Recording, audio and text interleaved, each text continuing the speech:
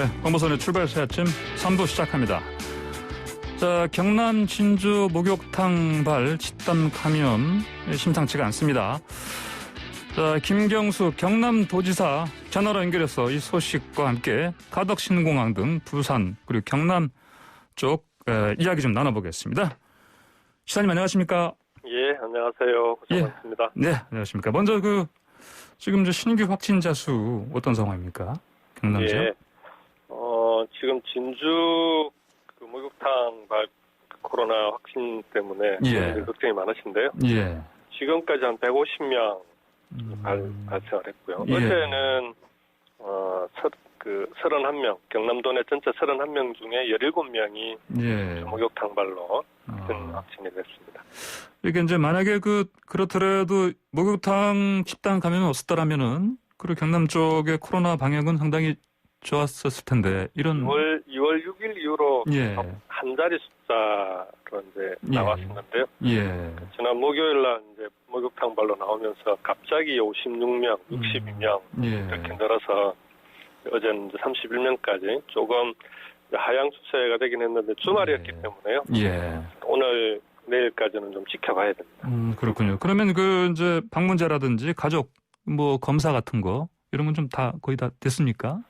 우리 이제 경남은 코로나 대응의 이제 기본 원칙이 코로나가 발생하는 것을 완전히 막을 수는 없지 않겠습니까? 대신에 확진자가 나오면 신속하게 검사해서 신속하게 차단한다.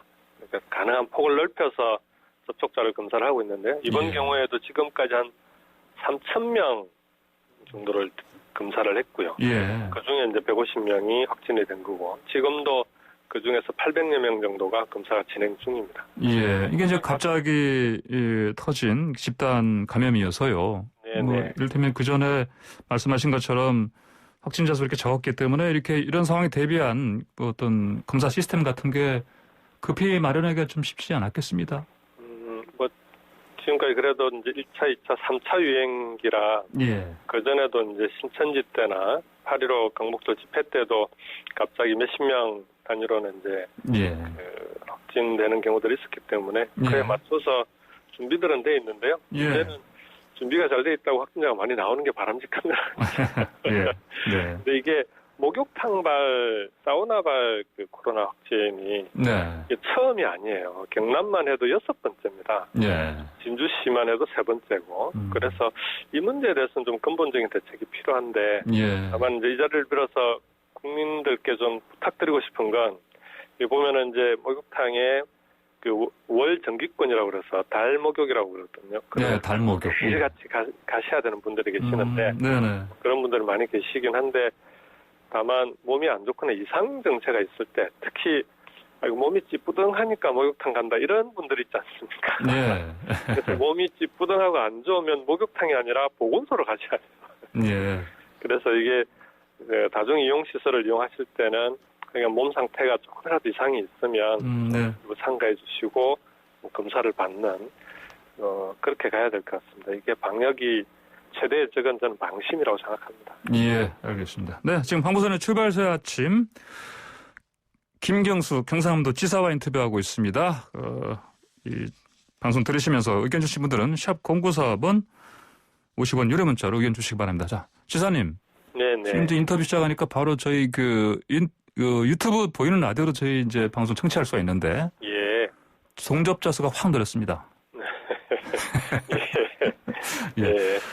자, 아무래도 방송을 들으는 분들이 이제 저희가 하신 수도권에서만 이게 전파로 가능해서 성취가요. 그래서 아마 다른 지역에서 많이 들으신 것 같습니다. 자, 그리고요, 지사님, 그러면 사회적 거리두기 지금 격상이 그럼 된 거죠, 최근에? 우선 진주시는 목욕탕들은 전체 다 집합 금지가 됐고요. 그다음 진주시의 거리두기도 2단계로 수도권과 같은 단계로 격상이 됐습니다. 그렇군요.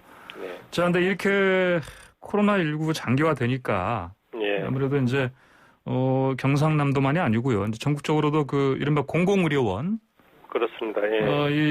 이게 대한 이제 부족하다 너무나. 필요성이 지금 정말 그 많은 사람들이 이제 깨닫고 있다 이런 얘기도 하고 있는데 어떻습니까? 우리 경남은 조금 뼈아픈 경험이 있죠. 그러니까 예. 지금 경남에는 공공의료원이 마산의료원, 예. 현 마산에 한 곳 있거든요. 예. 근데 원래 우리나라에서 가장 먼저 생긴 지방의료원이 진주의료원이라고요. 예. 진주에 있던 그 공공의료원이 100년이 넘었습니다, 역사가. 예. 그게 지난번에 이제 문을 닫아버리지 않았습니까? 네. 그래서 서부 경남 지역에서 확진자가 생기면 이게 동부에 있는 마산까지 오셔야 돼요, 지금은.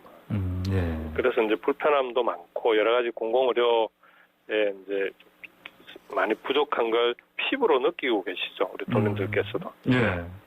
그래서 그 공공병원, 그럼 이제 진주의료는 없어졌는데. 네. 이걸 대체할 그 새로운 공공병원 지금 설립 계획 세우셨지요? 네네. 이제 이 부분 어떻게 할 것인지를 취임 이후에 이제 도민들하고 협의를 많이 했고요. 예. 이게 이제 문을 닫는 과정에 갈등이 심했던 사안이거든요. 진주의료원 폐쇄가. 예. 그래서 이걸 새롭게 만들 건지 하는 걸 공론화 과정을 거쳐서 작년에 이제 결정을 했습니다. 도민들께서도 이제는 특히 코로나 과정을 거치면서 이런 게 꼭 필요하다. 예. 이렇게 해서 이제 결정도 해주시고, 그 다음에 진주의료원 폐쇄 자체가 대법원 판결로 이게 이제 권한 없는 자에 의한 위법한 결정이다라고 대법원에 판결이 났습니다. 예. 그래서 이제 이건 그 진주 지역, 진주 사천 남해 하동 산청 이 지역의 공공의료 부족을 해소하기 위한 서부 경남 공공병원, 지금 이제 가칭으로 그렇게 부르고 있는데요. 가칭으로. 설립하기로 했고 예. 이번에 이제 입지까지 확정을 했습니다. 공론화 과정을 통해서. 그러면 입지까지 확정하셨다. 네네. 예. 좀 더 구체적으로 어디에 언제 이렇게 좀 계획이 섰습니까? 예. 입지는 이제 진주시이기는 한데요. 예. 그 과거 진주의료원이 있던 곳은 지금 서부청사로 사용하고 있기 때문에 예. 불가능하고요. 또 사천이나 남해 하동에 가까운 곳으로 가야 되기 때문에 예. 진주시에서도 사천 하동 쪽에 아주 가까운 지역에 세우기로 하고요. 예. 그다음에 이제 그렇게 되면은 8월까지는 그 입지에 대한 타당성 조사를 한번 거쳐야 되고요. 이제 선정을 하긴 했는데 예. 여기에 대한 정말 입지가 타당한가를 따져봐야 되지 않겠습니까? 예. 그렇게 해서 이제 9월 달에 보건복지부에 제출을 하면 계획서를 내년도 상반기 정도에 아마 사업이 확정되지 않을까 그렇게 생각을 하고 있고요. 예. 그렇게 되면은 한 1년 정도 계획과 설계를 거쳐서 2023년에 착공할 것으로 그렇게 예상을 하고 있습니다. 예, 2023년 착공으로 좀 예상할 수 있겠네요. 네. 자, 그런데 그 예비 타당성 도 좀 면제하는 방안 추진 중이시라고요? 예. 예타 면제하면 국민들께서는 조금 꺼려하시는 부분이 있는데요. 예. 이게 이제 근데 예비 타당성 조사라고 하는 게 뭐냐고 그러면은 이 예산으로 이 사업을 해도 되는지 예. 판단하는 과정이거든요. 예. 특히 이제 기재부가 그 예산을 쥐고 있지 않습니까? 네. 이제 기재부가 그걸 판단하는 건데 이제 공공병원 같은 경우에는 지금 전국적으로 그 공공의료가 대단히 부족하다라고 하는 게 이번에 다 확인이 된 셈이잖아요. 예. 특히 서부 경남 지역은 공공의료 부족이 대단히 통계나 수치상으로도 대단히 부족하다는 게 여러 그 자료를 통해서 확인이 되고 있기 때문에 이 부분은 지금은 오히려 속도가 훨씬 중요하다. 감염병이 코로나로 끝날 것도 아니고 언제 또 올지 모르는데 지금은 빨리 공공병원을 신축할 수 있도록 하는 게 중요하다라고 해서 이제 예타는 면제하지만 기본 계획을 세우고 또 실시 설계를 하는 과정에서 점검이 가능하니까요. 예. 그렇게 나가게 될 겁니다. 예, 그렇군요. 자, 그나저나요. 이전에 그 홍준표 전 지사가 진주의료원 폐쇄할 때. 예. 첫 번째로 꼽은 이유가 경영상의 어려움 아니었습니까? 맞습니다. 예. 근데 또 하나가 강성 규정 노조다. 이런 얘기를 했었는데. 어떻습니까? 만약에 이제 아까 말씀하신 가칭 서부 경남 공공병원 세워지면. 네. 이 고용 승계, 이거 어떻게 되는 겁니까? 저는 이게 서부 경남 공공병원이지만 사실상으로는 역사적으로 보자면은 진주의료원을 승계하는 과정이 될 수밖에 없다라고 생각합니다. 폐쇄 자체가 대법원에서 위법하다라는 결론이 났기 때문에 다만 이제 그때는 시간이 많이 지났기 때문에 바로 원상 회복을 할 수 없다라고 해서 이제 대법원에서 바로 복구 판결을 하지는 못했던 건데요. 이후에 또 법적 절차를 사후에 밟아버리고 그렇게 해서. 근데 지금은 진주의료원 그대로 다시 여는 게 아니라 당시에 여러 가지 제기됐던 비판들이나 또 도민들 내부에서도 이제 찬성 반대가 되게 엇갈렸던 사안이기 때문에 우려의 시선이 여전히 남아있긴 하거든요. 그래서 그런 걸 극복할 수 있는 새로운 공공병원으로 만들면 저는 뭐 도민들께서도 이번 코로나 과정에서 공공병원이 얼마나 중요한지를 피부로 체감하셨기 때문에 그 부분은 큰 문제가 없을 거라고 생각합니다. 예, 알겠습니다. 네. 그 김용훈 지사님, 방금 저 청취자 한 분께서요. 한 분이 아니에요, 보니까 여러분이에요. 발광머리연이라는 아이디의 청취자께서 김경수 지사님, 저는 공공의료기관 설립 추진을 정말 환영합니다. 네. 고맙습니다. 이런 의견을 주셨습니다. 서구 경남에 계신 분들은 이게 꼭 필요하다는 말씀을 저한테 정말 간절하게들 해주십니다. 그렇군요. 이제 방금 또 그 여타 말씀하셔서 그런지 또 6460님께서는 타당성을 확실하게 따져보셔야 합니다. 또 이런 의견은 나왔습니다. 이게 필요한 타당성 조사는 끝이고요. 다만 말씀드렸던 대로 무조건 경제성만 따지는 예타 과정은 지금 이 공공병원에는 적절하지 않다. 말씀드리겠습니다. 알겠습니다. 자, 이제 공공의료 관련해서요. 사실 정부가 뭐 의대 정원 늘리는 거라든지 이런 것 때문에 마찰을 빚었습니다. 또 일각에서는 하필 이 정책 추진한 타이밍이 별로 안 좋았다. 이런 얘기도 하고 그러는데 공공의료 정책에 대한 전반적인 의견 좀 말씀해 주시죠.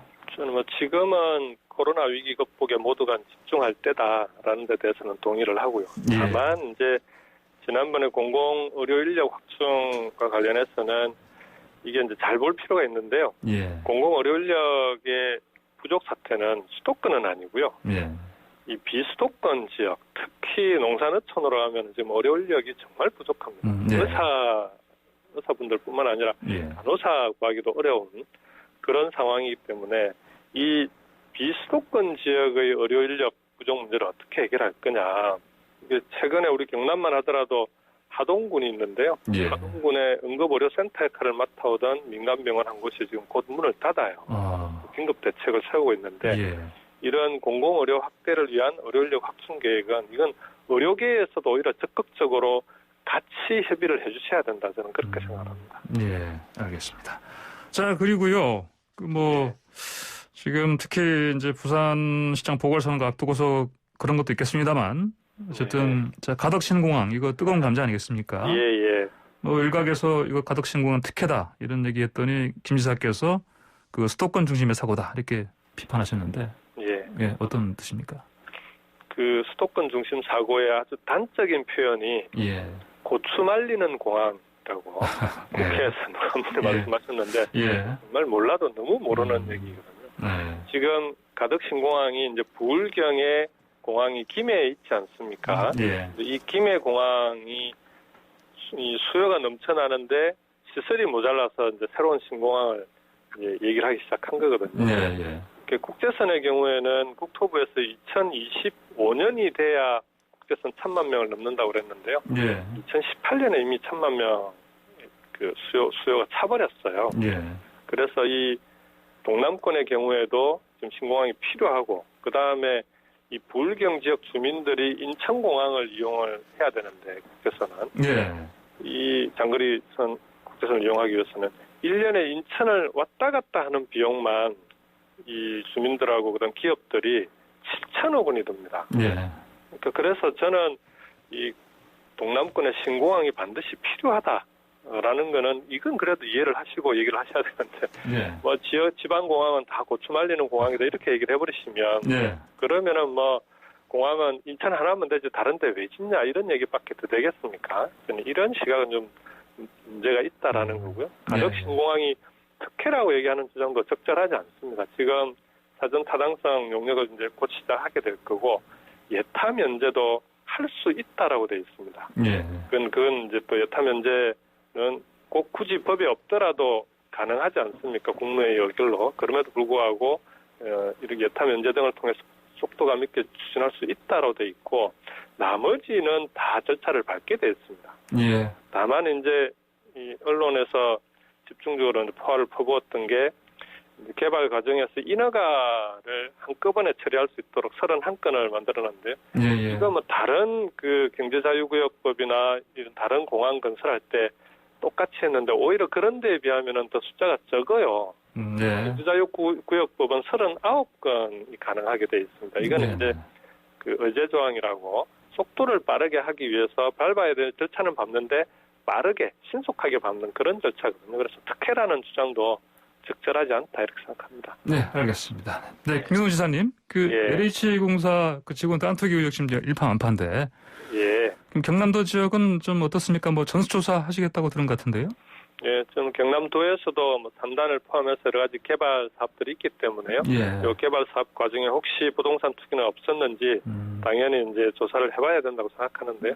오히려 지방은 이 과정 지켜보면서 이게 부동산은 수도권 문제입니다. 이 수도권은 이 땅값이 이제 오히려 떨어지는 게 문제이기 때문에 저는 이런 좀 수도권의 비정상적인 부동산 폭등 이런 걸 해결하기 위한 국가 균형 발전, 비수도권 지역의 발전을 함께 추진하는 것이 근본적인 대책이다 이렇게 생각합니다. 알겠습니다. 자, 이번엔 그 김 지사님 앞으로 좀 계획 좀 여쭤볼게요. 내년에 대선 있는데 어떻게 혹시 출마하실 생각 있습니까? 이 부분은 제가 여러 번 입장을 밝혔는데요. 자꾸 물어보죠. 우리 이제 동남권 불경 메가시티를 통해서 이 여기가 수도권과 경쟁할 수 있는 지역이 중요하기 때문에 이 일에 매진하는 것이 제가 국민들께 제가 할 수 있는 역할을 다하는 것 아니냐 이렇게 생각합니다. 네, 알겠습니다. 자, 저 마지막으로요. 그 드루킹 사건 관련 그 대법원 판결 남아 있는데 언제 어떻게 나옵니까 재판? 뭐 이 부분은 걱정을 빨리 해소를 못 해드려서 송구하긴 한데요. 지난 항소심에서 이제 절반의 진실 2건 중에 1건이 무죄 판결을 받았는데 나머지 남은 진실의 절반도 대법원 과정에서는 저는 밝혀질 것이라고 확신을 하고요. 최선을 다하고 있습니다. 네, 알겠습니다. 오늘 말씀 여기까지 듣겠습니다. 감사합니다. 네, 고맙습니다. 네, 지금까지 김경수 경상남도 지사였습니다. 자, 커피 한 잔에 감칠맛 나는 시럽, 달콤한 시럽, 한 스푼 같은 달콤 쌉쌀한 정치 분석하는 여의도 시럽자들 시간입니다. 자, 함께 하실 두 분 소개해드리겠습니다. 자, 먼저 박수현 더불어민주당 홍보소통위원장 전화로 연결되어 있습니다. 안녕하십니까? 네, 아주 행복한 한 주간 되시기 바랍니다. 네. 자, 김현아 국민의힘 비대위원도 전화로 연결되어 있습니다. 안녕하십니까? 네, 안녕하십니까. 국민의힘의 김현아입니다. 자, 행복한 한 주가 됐으면 좋겠는데, 이제 박수현 위원장님 말씀대로. 네, 지금 LH 사태 때문에 지금 거의 이게 무슨 블랙홀 같습니다. 이런 상황에서 이제, 박영선 서울시장 후보 특검 제안했고요. 근데 이제 야당에서는 검찰로 가야 된다. 이게 지금 맞서고 있는데, 자, 이거 어떻게 해야 되겠습니까? 먼저 박수현 위원장님. 예, 박영선 후보가 이제 특검까지를 제안을 했는데, 그래서는 아마 정말 철저한 진상조사 이런 것들로 한 점 의혹이 없이 우선 진상을 규명하자라는 차원의 강조된 제안이다 이렇게 생각을 하고요. 결과적으로 아시다시피 검경 수사권 조정으로 이제 경찰청이 이러한 수사를 국수본이 이제 담당하게 돼 있고 지금 특별수사본부도 이제 가동이 되게 돼 있습니다. 있고요. 그 다음에 검찰의 어떤 높은 수사력 이런 것들에 대한 요청도 있고 소망이 있지만 어쨌든 현재 만들어진 또 합의해서 만든 새로운 제도 하에서 어떻게 최대한 효율을 끌어낼 수 있는가가 관건이지 이런 기둥 자체를 흔드는 이런 것들은 좀 빠른 이야기이고 정치 공세가 아닌가 이런 생각을 가지고 있습니다. 박수현 위원장께서는 특검 제안 나온 것에 대해서 이건 지금 아직은 이르다. 좀 지켜보자 이런 말씀이신 거죠? 경찰 수사를. 그렇습니다. 알겠습니다. 김연아 비대위원께서는 어떻게 생각하십니까? 네, 박수현 전 의원님 말씀을 듣고 보면 참 그게 합리적인 것 같은데 이래저래 여당발 인사들에게서 나오는 목소리는 좀 스텝이 꼬인 것 같습니다. 처음에는 수사 대신 합동조사단을 구성을 해서 개인정보 동의만 얻는데 일주일 정도 협의하더니 겨우 추가로 투기 의심자라는 명분으로 7명 정도 적발한 합동조사본부의 조사 결과가 지난주에 있었죠. 그러니 이제 뒤늦게 합동수사부 이첩한다고 하셨는데요. 그런데 또 이제 와가지고 여당의 재보궐선거 후보자는 갑자기 특검을 주장하고 계십니다. 네. 저는 그러면 경찰의 수사를 믿을 수 없다는 얘기인지, 보통 우리가 특검은 경찰도 못 믿겠고 검찰도 못 믿을 때 선택하는 수단이지 않습니까? 네. 이게 도대체 무슨 어떤 의견이 조율된 건지 각자 너무 다른 목소리가 나와서 조금 의심스럽고요. 예. 또 지난주에 여당의 원내대표는 뜬금없이 국회의원 300명 전수조사 하자고 또 제안을 하셔서, 저는 진실규명보다는 조금 재보궐선거를 앞두고 시간 끌기, 또 경찰과 또 검찰 간의 여러 가지 지금 정부 여당과 벌어지고 있는 힘겨루기에 있어서 조금 이런 것들을 전반적으로 좀 순간만 모면하고 넘어가려고 하는 시간 끌기가 아닌가라는 의심이 좀 듭니다. 예. 변창흠 장관의 사표 수리 문제도 그렇고 지금 전반적인 스텝이 꼬인 것 때문에 뭐 국민들은 방법보다는 제일 원하는 게 그런 것 같습니다. 신속하게 투기꾼들이 도망 못 가게 확실하게 이번 것에 대한 수사를 하고 또 재발 방지에 대한 좀 대책을 만드는 것, 이게 가장 국민이 원하는 게 아닐까 싶은데 좀 이런 부분에 있어서 지금 여당의 대응은 좀 미진한 것 같습니다. 예, 알겠습니다. 김연아 의원님께서 좀 길게 말씀하셔서 예, 제가 짧게만 붙일게요. 예. 김연아 의원님 말씀 잘 알아들었습니다. 결과적으로는 지금 여당에서 하고 있는 이야기가 우리 통상적으로 야당이 하는 그러한 아주 발본색원, 아주 철저한 진상조사, 또 신속하고 투명한 조사, 수사 이런 것들을 지금 거꾸로 여당이 주장을 하고 있지 않습니까? 그렇기 때문에 이러한 어떤 절차 이런 것들은 사실 매뉴얼처럼 여야가 입장이 바뀔 때처럼 서로 이렇게 주장하던 다 나와 있는 답안지 같은 것들이니까 어떤 정치 공방이나 이런 것들로 흐르지 않도록 그 답안지대로 그렇게 빨리 하는 것이 제대로 하는 것이다. 이런 말씀을 좀 드리고 싶어요. 예, 알겠습니다. 네, 지금 황보선의 출발새 아침, 지금 달미콤 쌉싸름한 정치 분석, 박수현 더불어민주당 후보소통위원장 그리고 김연아 국민의힘 비대위원과 함께하고 있습니다. 의견 주실 분들은 샵 0944번 50원 유료 문자로 보내주시기 바랍니다. 자, 그러면요. 안철수 그 후보가 국민의당 대표가 LH 사태에 대해서 윤석열의 마음을 담아서 검찰 수사를 촉구한다. 이런 청원대 청원을 올렸는데 이거 어떻게 봐야 되겠습니까? 이거 예, 박수현 위원장님. 저부터 먼저 할까요? 네, 그렇죠. 예. 이번에 많이 말씀하시죠. 예. 그러시죠. 예. 사실 이럴 때일수록 좀 정치권에서 이런저런 이야기를 좀 하고 싶기도 하고요. 예. 또 자신들에게 또 선거 국면이니만큼 유리한 방향으로 또 유도하고도 싶을 겁니다. 인지상정이죠. 예. 그러나 가장 우리가 생각해야 될 것은 국민의 허탈과 분노입니다. 이런 국민의 분노 앞에 철저한 진상규명, 신속, 투명, 공정 이런 수사 이런 것들을 통해서 처벌할 것 철저히 하고 재발방지 대책을 마련하는데 정치권의 모든 것이 집중이 돼야 되는데 예. 선거에 활용하기 위한 그런 어떤 정치적 발언들, 행동들 이런 것들이 오히려 예. 이런 어떤 절차들을 늦게 하고 예. 또 본질을 잊게 하고 뭐 이런 것들이라는 생각이 들죠. 예. 이 역시 안철수 총장의 마음을 담자라고 하는 것이 결과적으로는 네. 선거에서 본인에게 좀 치열하게 경쟁하고 있는 어떤 국민의힘과 경쟁 속에서 어떤 그런 표를 진영에 그쪽도 표가 있다면 그런 것들을 좀 당기기 위한 정치적 계산이다 이렇게 봅니다. 정치적 계산이다 이렇게 보셨군요. 김연아 전 의원님, 비대위원님. 네. 최근 정치권에서 윤석열 전 총장을 소환하는 일이 굉장히 빈번하게 일어나고 있는 것 같습니다. 예. 윤석열 총장의 대선 후보로서의 지지율에 의존하는 그런 정치적 행위일 수도 있는데요. 예. 저는 결국은 국민들이 이런 것에 대한 뭔가 반응이 있기 때문에 정치인들이 자꾸만 이런 행동을 한다고 생각하는데요. 얼마 전에 박영선 의원님도 윤석열 전 총장과의 인연을 언급하셨다가 김진애 후보에게 조금 반격을 당하기도 하셨는데요. 예. 제가 가만히 생각해 보니까 윤석열 총장의 어떤 그런 철저한 수사 경험, 또 살아있는 권력에 맞서서 원칙적으로 대응했던 그 철저한 수사에 대한 국민들의 좀 바램? 또 그런 것을 지금 누가 할 수 있을까라고 하는 우려가 같이 반영된 그런 지금 민심의 흐름이 아닐까라는 생각을 합니다. 예, 알겠습니다. 자, 지금 LH 지금 직원들 투기 의혹에 이어서 또 이게 자꾸 이제 부동산 투기 자체가 지금 일파만파이다 보니까 이번엔 문재인 대통령 사저 매입 관련해서도 이제 뭐 야당에서 비판을 했습니다. 이제 대통령은 좀 정수롭다 이렇게 비판을 했고요. 자, 이런 공방전 어떻게들 보시는지요? 이거 먼저 박서연. 하여튼 뭐 야당의 입장과 뭐 주장에 대해서는 될 수 있으면 잘 들어보려고 노력을 하고 있습니다만 좀 너무 과도한 말씀들을 많이 하세요. 지금 국민의 분노 아까 제가 말씀을 드렸는데 어떻게 철저한 수사를 통해서 이 진상을 규명하는 것이 가장 중요한 이때 왜 대통령을 끌고 들어갑니까? 아마 지난번 노무현 대통령의 봉화 사저 문제를 가지고 아방궁이다 그렇게 해가지고 처음에는 굉장히 좀 빛을 보는 것 같았는데 나중에 국민들로부터 호되게 혼을 나지 않았습니까?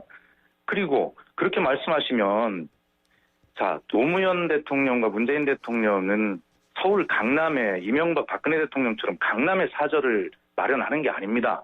시골 고향 마을에 정말 시골 공동체와 함께하기 위해서 그렇게 사저를 마련하는 이것을 가지고 언론에서도 이명박 박근혜 대통령의 강남 사저에 대해서는 아무런 말씀이 없다가 노무현 문재인 대통령의 고향 시골 마을의 사저에 대해서 집중 포화를 좀 하고 있는 것이죠. 정치 공세입니다. 대통령에 대한 예의를 지켰으면 좋겠습니다. 예, 알겠습니다. 예를 지켰으면 좋겠다 이런 말씀하셨고요. 김연아 비대위원. 네, 저는 지금 문재인 대통령 사저 논란과 관련해서는 그 농지법 위반과 관련된 부분이 하나 있고요. 또 이런 야당의 공격에 대해서 대통령께서 SNS에 좀스럽다는 표현을 쓰신 것 두 가지 논란으로 구별할 수 있다고 생각이 됩니다. 대통령의 사저들은 항상 논란이 있었습니다. 그리고 이제 이번에도 농지를 취득해서 그것을 이제 대지로 전용하는 과정에 있는데요. 지금 청와대와 여당의 답변은 시종일관 법적으로 아마 하자 없다고 얘기를 하십니다. 뭐 그럴 수도 있습니다. 그러나 상당 부분 농지는 농사를 목적으로 하는 사람들에게 사실은 거래되게 해야 되는데 그런 것들이 농지 경력을 살짝 갖고 매입을 해서 결국은 대지로 전용하게 하는 일들이 그동안 굉장히 비일비재하게 일어났습니다. 근데 대통령께서도 뭐 법적으로 하자가 없을 수는 있지만 그렇게 똑같은 방법으로 사저와 경호동을 지키는 입지 선정을 꼭 그곳에 하셨어야 했나라는 생각이 듭니다. 꼭 지금 사저뿐만이 아니라 그 근처에서 정상적으로 대지를 확보해서 주셨으면 더 좋지 않았을까라는 생각을 좀 해보고요. 특히 지금 LH 사태로 인해서 그런 부동산에 대해서 편법을 쓰고 또는 법을 어기고 이런 사람들에 대해서 국민들이 공분을 하고 있는 때가 아닙니까? 그러다 보니까 저는 야당의 공격에 있어서 대통령께서 오히려 본인 개인의 문제가 아니라 국민들의 공분을 이해하시는 차원에서 대응하셨으면 더 좋지 않았을까라는 생각을 해보면서 저도 한번 가만히 생각해봤습니다. 왜 갑자기 그런 SNS에 개인적인 것들을 대응 안 하시는데 그날 그렇게 SNS에 대응을 하셨을까라고 보면 지금 LH 사태로 인해서 일파만파 커지는 국민의 분노, 또 대통령 지지율 하락, 또 여당의 지지율 하락 등 좀 복합적인 마음의 스트레스가 있으셨던 게 아닌가라는 생각을 해봅니다. 알겠습니다. 자, 지금 우리 김연아 의원님 대통령님에 관한 말씀이시기 때문에 제가 짧게 한 말씀 붙이면 대통령님 마음의 스트레스 때문에 그 글을 쓰셨다. 이거 관심법이죠. 그런데 뭐 법적으로 어떤 탈법이나 위법이나 편법이나 이런 거 전혀 없다고 여러 차례 설명을 드렸습니다. 자꾸 그렇게 말씀하지 마시고요. 그다음에 대통령께서 거기에 글을 쓰신 건 어떤 뜻이냐면 제가 적어도 청와대 첫 대변인이었으니까 대통령님 그 뜻을 모르겠습니까? 어떤 거냐면 지금 이렇게 김연아 의원님 말씀하신 대로 국민의 분노가 이렇게 큰데 그 분노를 풀고 재발된 방지를 해야 할 대책을 마련해야 될 국회가 정치권이 바로 아무 문제가 없는 대통령의 사저 문제를 가지고 끌어들임으로써 진흙탕 싸움을 만들고 아까 말씀드린 대로 이 어떤 본질을 자꾸 있게 만드는, 그래서 해결을 어렵게 만드는 이런 쪽으로 자꾸 가는 것에 대해서 대통령께서 그렇게 하지 말고 문제의 본질을 정확히 해결해서 국민의 분노에 답해야 된다라고 하는 그러한 대통령의 진심 어린 호소라고 그렇게 보셔야 됩니다. 알겠습니다. 저도 조금 추가 말씀드리겠습니다. 간단히요.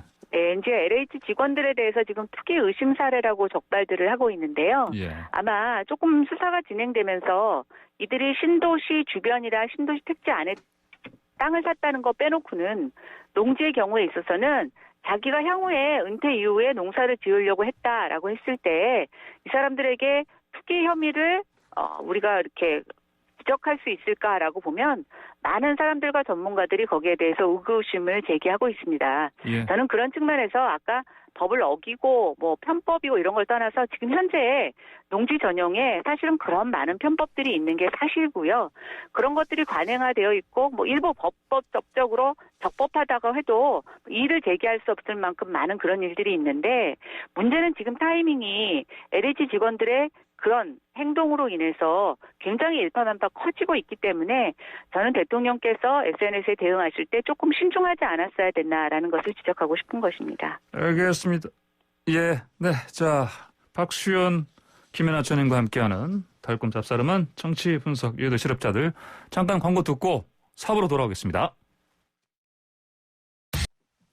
네, 황보선의 출발새 아침 4부 시작합니다. 박수현 더불어민주당 홍보소통위원장, 김연아 국민의힘 비대위원과 여의도 실업자들 토론 이어갑니다. 자, 먼저 그 여론조사 결과 하나 말씀드리고 토론 이어가겠습니다. 그 여론조사 전문업체 STI가 지난 12일부터 13일까지 서울에 사는 18세 이상 1000명 대상으로 실시한 가상 양자 대결 조사에서 자, 안철수 국민의당 후보와 박영선 더불어민주당 후보가 맞붙으면 안 후보 53.7%, 박 후보 30.3%, 그리고 오세훈 후보가 맞붙으면 오세훈 후보가 50.8%, 박 후보가 33.1%로 나왔습니다.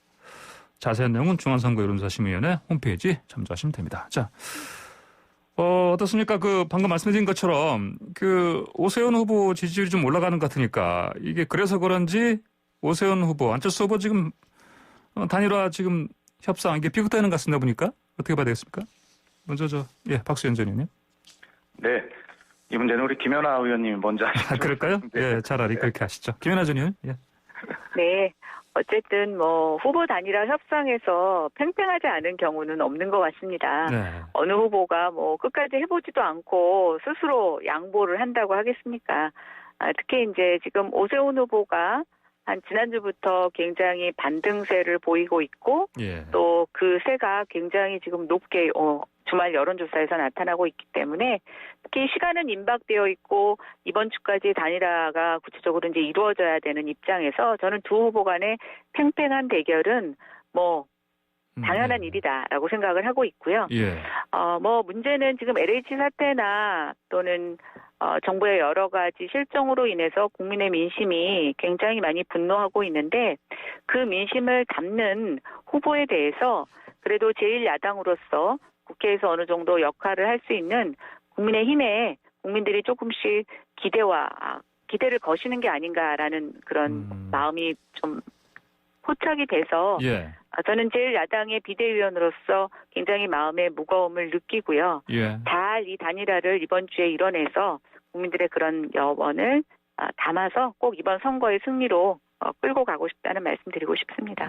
그럼 뭐 이를테면 뭐 최근에 그 협상장에서 뭐 고성이 뭐 나오고 그랬지만은 그냥 자연스러운 상황이다. 아까 제가 네, 뭐 저는 그런 일은 뭐 비일비재하고요. 그런 일이 드러나는 일이 있고 또 물밑에서 일어나는 경우가 있는데 뭐 저는 그 고성 자체가 문제가 된다고 생각하지는 않습니다. 예, 아까 저희가 그 조수진 국민의힘 의원이요, 그 오세훈 후보 쪽 그 캠프 대변인 들어간 조 의원이 뭐 저희가 기자 생활 오랫동안 해봤는데 이번처럼 단일화 순탄한 건 처음 봤다 이렇게 얘기했거든요. 맞습니까? 예, 저는 뭐 제가 내부에까지 있어서 있지는 않아서 뭐 조수진 대변인의 얘기를 뭐 어느 정도까지 확인해 드릴 수 있을지는 모르겠는데요. 예, 어쨌든 뭐 다른 단일화 과정에 비해서 과하지도 않고 그렇다고 뭐 덜하지도 않은 것 같습니다. 예, 알겠습니다. 네.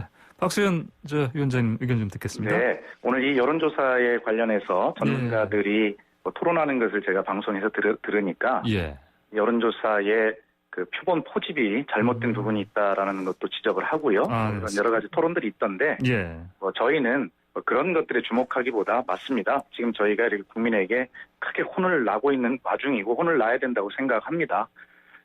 지금 이렇게 혼을 날 때 저희가 국민께 정말 잘못했습니다. 죄송합니다라고 하는 그런 태도를 가지고 열심히 저희가 할 수 있는 일을 하다 보면 이 여론조사라고 하는 것은 금방 다시 좁혀질 수 있다 이런 생각을 가지고 있고요.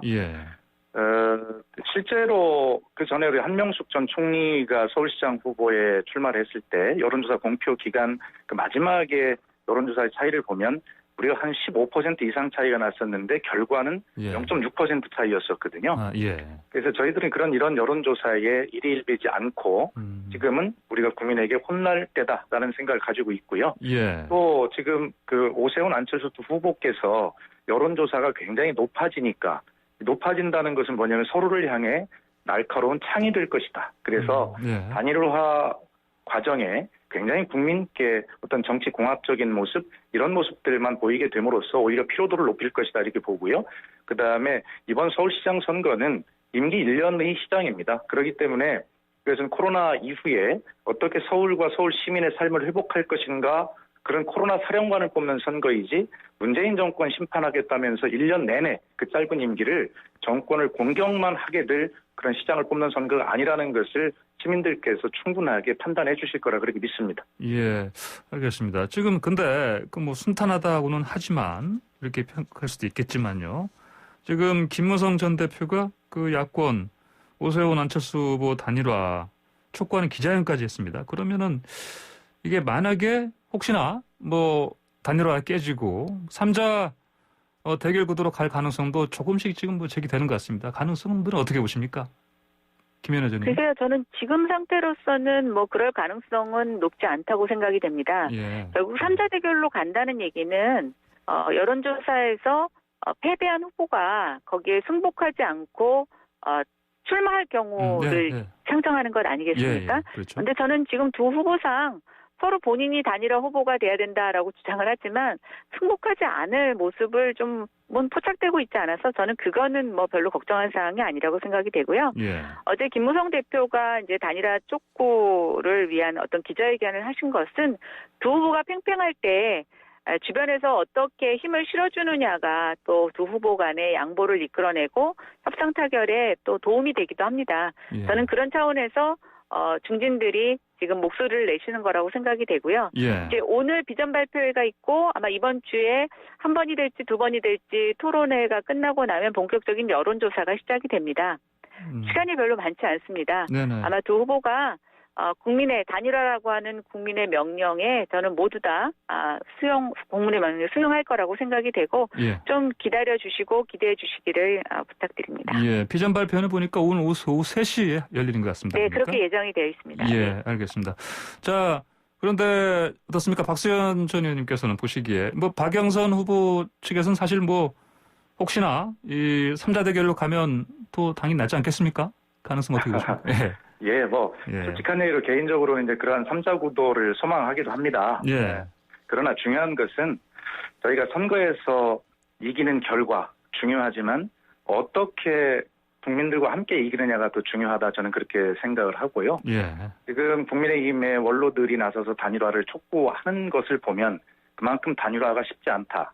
그리고 김연아 의원님께서는 단일화를 국민의 명령이라고 표현하셨지만 그렇게 보면 국민의 명령이 아니라 서로의 욕심을 건 다툼밖에 더 되겠습니까? 그리고 국민은 코로나로 또 부동산으로 이렇게 정말 고통을 받고 계시고 분노하고 계신데 거기에 대한 어떤 비전이나 대안 이런 것보다는 정말 공학적으로 어떻게 이 숫자를 합쳐야 이기는가 하는 그런 단일화에만 골몰한 이 모습이 이런 정당이 이런 후보가 과연 대안으로 서울 1000만 시민의 미래를 책임질 수 있겠는가라고 하는 것을 시민들께서 충분하게 아시는 그러한 필요한 단일화의 과정이 될 것이다. 저는 그렇게 봅니다. 알겠습니다.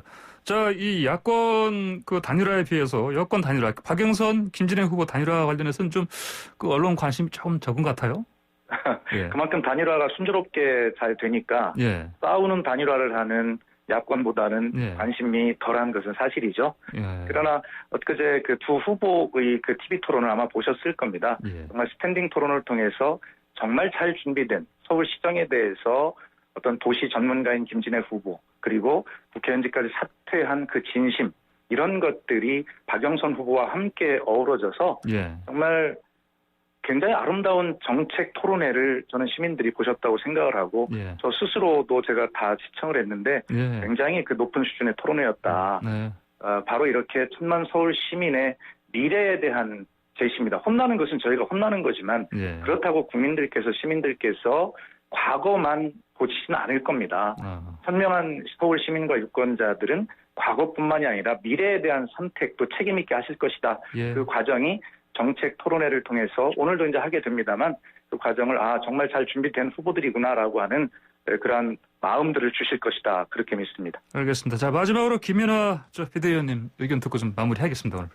네, 예. 여당의 지금 단일화는 사실상 두 분의 지지율 격차가 좀 굉장히 크고요. 예. 또 어떤 두 분의 성격의 차이도 좀 발견할 수가 없습니다. 실질적으로 한 당이라고 하는 것이 대부분 국민들의 인식이기 때문에 예. 그래서 좀 관심도가 떨어지지 않나라는 생각을 하고 있고요. 또 하나는 지금 박 위원장님께서는 정책 대결이 굉장히 의미 있는 토론회였다라고 하지만 글쎄 모르겠습니다. 민주당원이 아닌 일반 국민들은 얼마나 그 토론회를 보셨는지 잘 모르겠고요. 그나마 기사화된 내용이 사실은 위력에 의한 성범죄에 의해서 치러지는 재보궐선거에서 후보로 나온 두 여성 후보가 어떤 여성 인권과 이 성범죄의 재발 방지에 대한 목소리를 강조하기보다는 윤석열 검찰총장에 대한 민심을 조금 끌어올려고 하는 박영선 후보의 발언에 맞받아치는 김진애 의원의 어떤 그런 사소한 다툼이 더 좀 기사화됐다는 측면에 있어서 글쎄 과연 국민들의 관심을 끌었던 토론회였는지 좀 의심이 됩니다. 어쨌든 제일 중요한 건 1년짜리 시장이기 때문에 저는 기존의 잘못을 계속 연장해 나갈 수 있는 그런 후보가 아니라 1년이라도 능숙하게 지금의 방향을 바꿀 수 있는 그런 실력 있는 후보가 필요하다고 생각됩니다. 알겠습니다. 자, 두 분 말씀 여기까지 듣겠습니다. 감사합니다. 네, 감사합니다. 네, 지금까지 김연아 국민의힘 비대위원 그리고 박수현 더불어민주당 홍보소통위원장과 함께했습니다. 예, 스포츠가 얼마나 좋은지 YTN 스포츠부 조은지 기자 전화로 연결돼 있습니다. 조 기자 안녕하십니까?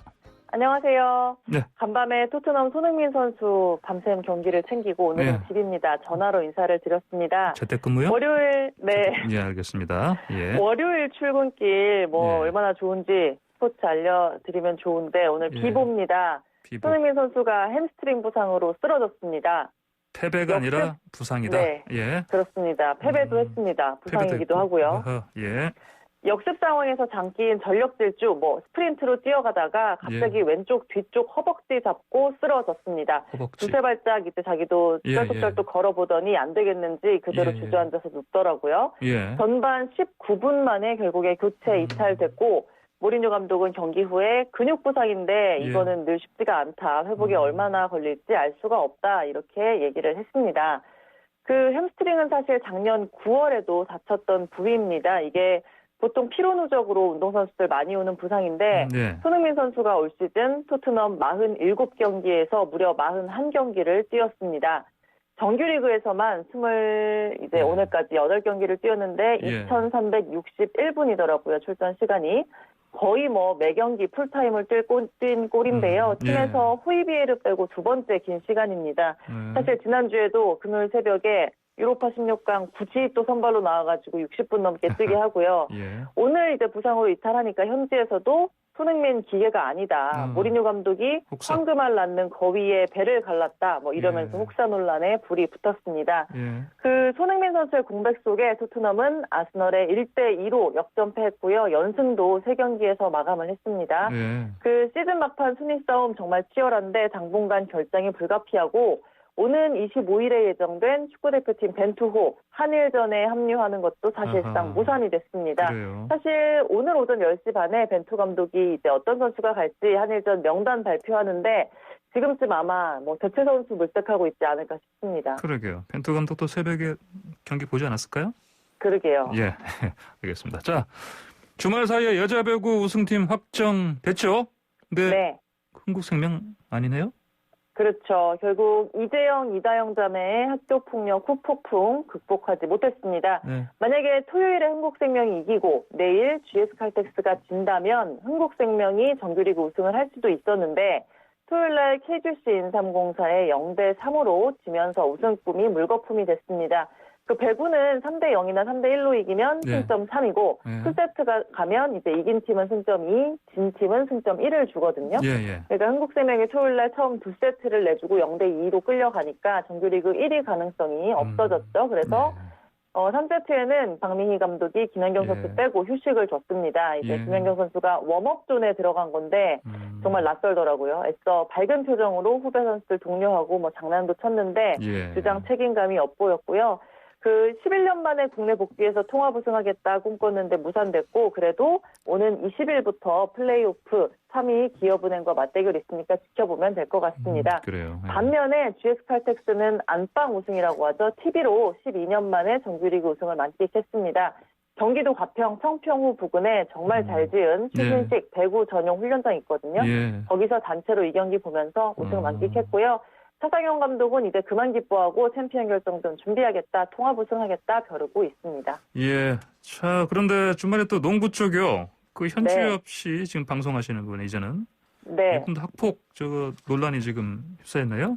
그렇죠. 이제 사실 어느 부서에서 다뤄야 하는지 기자들끼리는 참 민감한데 농구 스타 출신이지만 지금은 방송인 현주엽 씨, 그 중학교 때 농구부 후배라는 사람이 뭐 원산 폭격 같은 물리적 폭력 당하고 단체 기합받고 뭐 허락 없이는 병원도 못 가게 하고 너무 힘들었다. 30년 전 일이지만 사과받고 싶고 방송이나 유튜브 더 이상 나오지 말라 이런 글을 올렸어요.